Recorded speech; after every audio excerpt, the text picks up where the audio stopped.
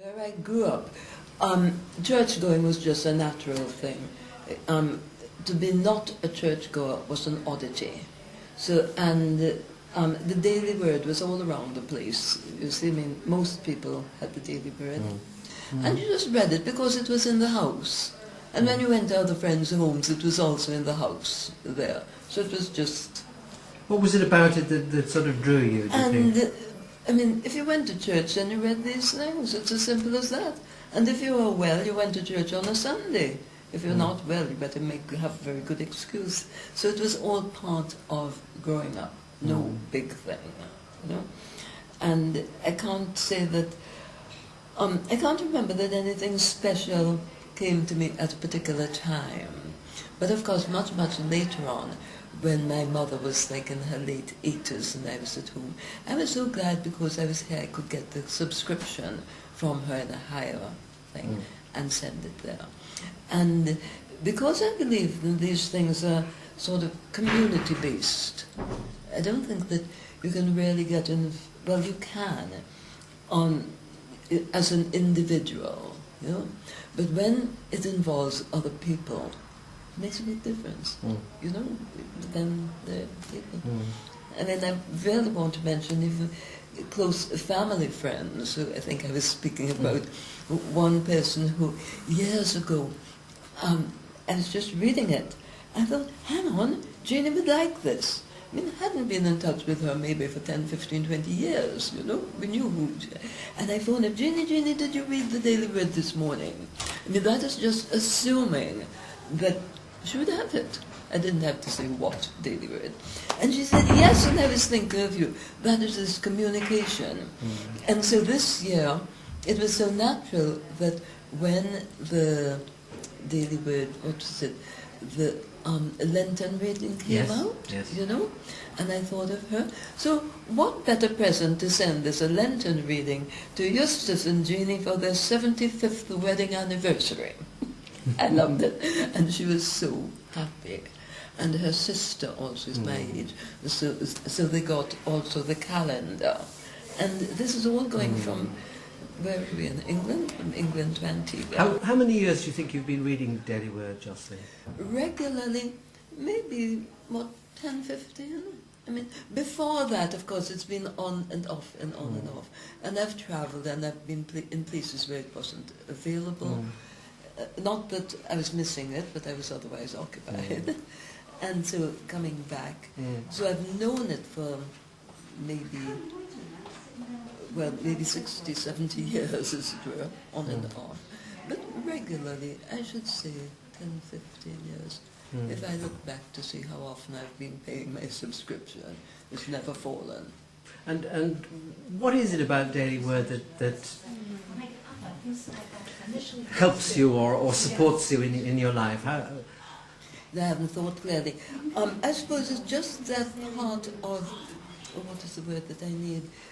You know, you get up in the morning and you brush your teeth, so you get up in the morning and you read this. It's the word that I need. And if you compare the unity way of life with that early Christianity that you experienced, the sort of judgment-based Christianity from your childhood that was around you, how do you compare the kind of spiritual practice? Sorry, is judgment-based? Well, you know... No. I mean, I was so young, all I knew was that these things came out of a big book that had words that I couldn't spell. I mean, I suppose I knew the word Bible, but I would have been about 6, 7, I mean, really young, see? And all the others in the family are older than I am. And the one just in front of me was brilliant. She could read almost from day one. And so it was, you see, that sort of comparison. It was not a good experience at all. But one lived with the family, one had, I mean, I just assumed that all families had Bible reading at home. As I say, you got up, you brushed your teeth, you went into your parents' room to have Bible reading. Simple as that, no problem. I mean, there's no question of do you believe anything. The book is there, that's... And how could you describe your faith now, and what's the most important aspect of your sort of spiritual life nowadays? Yes, I think I have a wider... My faith has grown through one of the saddest things of my life, I think, too. The fact that my marriage dissolved, right? But up to the time, while I was still married, I still had this very straightforward Anglican belief in, that's that. And after, when the marriage broke up, I got a chance to do various things, and I was living among Buddhists and Muslims. I went east and got involved and found out that there are religions. I remember the first time thinking, hey, these people are wonderful, although they aren't Christians. And I couldn't understand how people were behaving this way, had this belief in life, and they weren't Christians. But of course it's difficult for me to know, to believe that I've ever thought that. And the next thing, I was working with a Catholic group who were running a Muslim school, the School of Islam. Yeah. And with my Buddhist friends, everything. And more important, people who were not of any religion, but found out suddenly there was something called the path. Oh, what a time, glory, hallelujah. I was on the path, I think it was those days of like flower power and everybody and so on. You always, just like that, meeting people on the path. Not the street and finding out, but you're all going on to the same mountain. And it was at that time also that, I remember I was in Brighton when somebody sort of tapped me on the shoulder and said, would you like to, what's the word? Thumb a lift. Hitchhike. Thumb a hitchhike to London with me this evening, I thought. But something said go.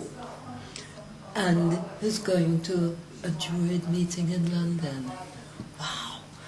And it was a special Druid meeting in this small room of these Druids from a very important meeting. And I went there, and that was the first time that I did a meditation.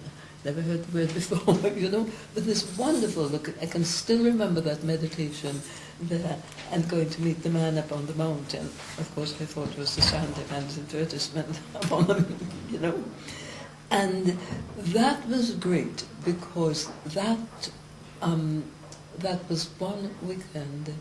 And then I was into music at the time. Then I went to a music meditation, which was very, very important to me, because so that was like a retreat for a whole day. And the following, when I came back to Brighton, I went to buy, as usual, The Guardian. Excuse me, going off. And so I put out to buy The Guardian. It's as if a hand lifted me up. I couldn't pick it up. I went to another place to buy makeup. And so I went on to the public library, and then the librarian in charge just met Jocelyn, because a cousin had, it was a political death, but it was right in The Guardian. So instead of my reading about this dreadful thing in the newspaper, I was welcomed in. She just said, go into my room, sit at my desk, read The Guardian. I think that's a person that you're so often spoken about. So but I was prepared for it, because even my doctor at home, so they phoned his sister-in-law in England, said, go and spend the weekend with Jocelyn, please, because she's going to get a great shock. They couldn't understand it, because I'd been prepared by these strange things that had happened to prepare me and say, so death, no problem, And they thought I would have still. So sometimes you just feel, so it's all to do with unity too. And since then, of course, over the years I've come to, still in the Anglican religion, but with people who are not in the set formality. I mean, I must mention that I go to St. James's Church, you see, where atheists and everybody are there, and a lot of people cannot understand that it's a church at all. But I went there ever since soon after one day the vicar in charge said, they asked me what happens after we die. I haven't died yet, so how can I know? And someone said, but can you really go to a church where the Vicar says something like that, I say, yes, I like this sort of honesty. You see? So it's come all around, and unity fits right in with all of this. So I think I'm very, very fortunate. I cannot say that I'm over religious thing or such, but I'm so glad that you asked that question about where, because it reminds me that I'm on the path.